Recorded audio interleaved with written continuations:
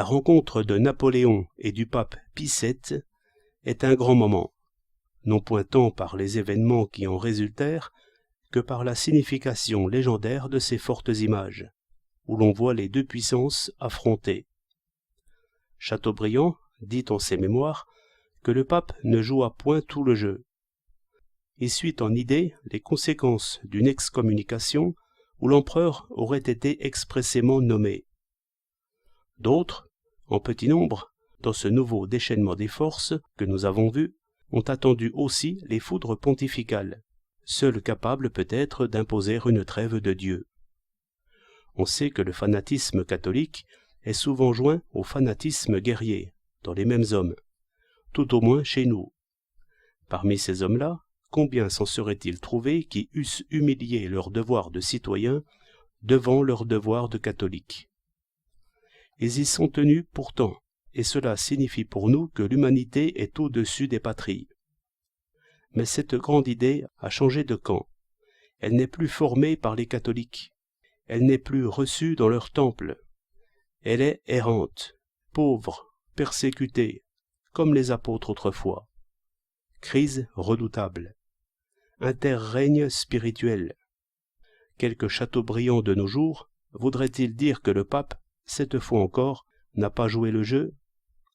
Et conclurons-nous, nous autres, qu'un pouvoir qui ne se montre point tout abdique? J'ai agité plus d'une fois cette question en moi-même.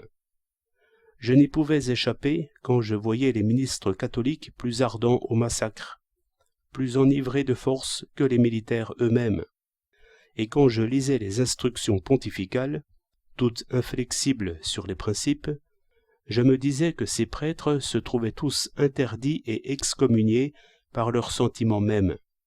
Mais nul n'en savait rien.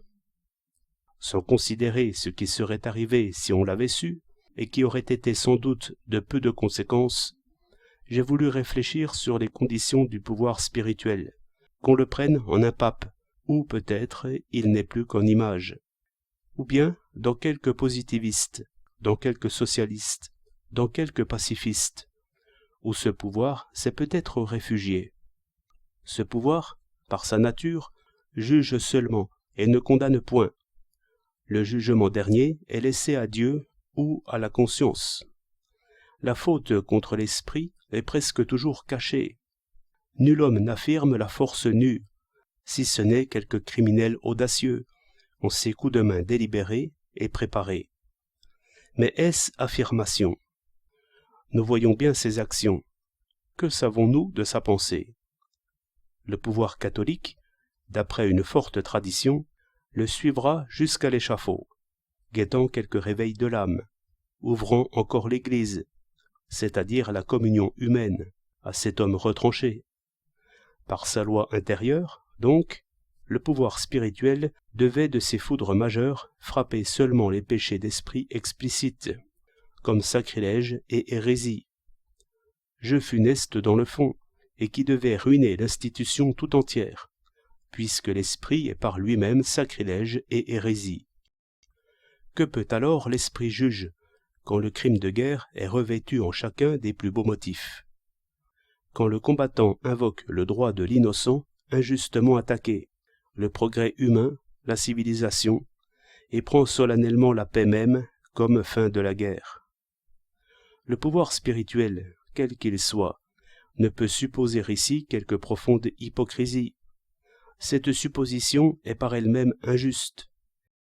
Mais il doit se borner à rappeler, par toutes les raisons tirées de la nature humaine, l'incertitude des jugements, la puissance des illusions, surtout collectives, l'aveuglement propre aux passions, le violent contraste entre l'idéal qui est écrit sur les drapeaux et l'horrible action.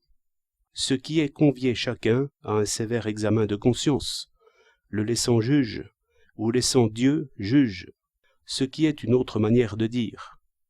Car où est notre pouvoir de choisir les coupables, quand la faute est de presque tous? Qui n'a pas cédé à l'ivresse de plaire, de flatter, de menacer? Faute de tous, et punition de tous par le jeu des effets, sévère, mais sans reproche. et c'est ce que le pape veut appeler la justice de Dieu. Doctrine non développée, mais en elle-même forte.